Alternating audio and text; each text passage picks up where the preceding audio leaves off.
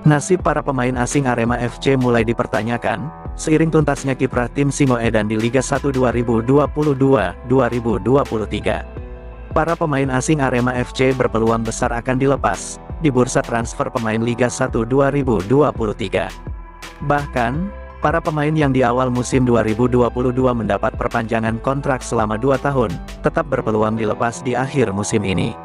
Prestasi tim Arema FC yang terpuruk di musim ini bisa jadi alasan utama tim manajemen Arema FC untuk merombak komposisi pemain asingnya untuk menyambut musim depan. Prestasi yang tak sesuai target itu pula yang bisa jadi alasan penghentian kontrak atau kerjasama dengan pemain asing.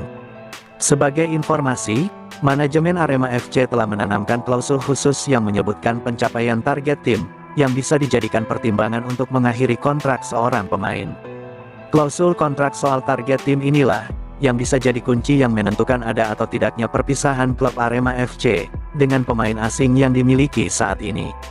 Seperti diketahui, saat ini ada 4 pemain asing yang dimiliki Arema FC dalam mengarungi musim 2022-2023, yakni kiper Adilson Maringa, bek Sergio Silva, gelandang Renzi Yamaguchi, dan striker Abel Kamara.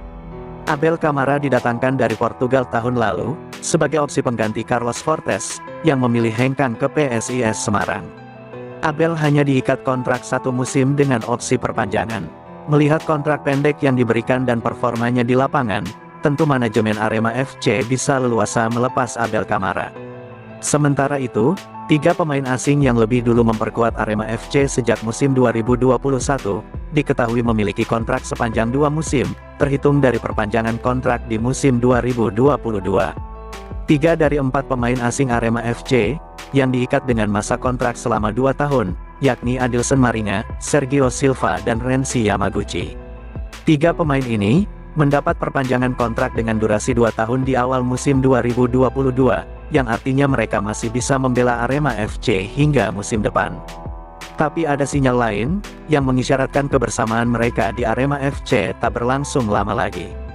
Kontrak selama 2 tahun yang ditandatangani pun memiliki klausul, yang memungkinkan kerjasama dihentikan sebelum masa 2 tahun.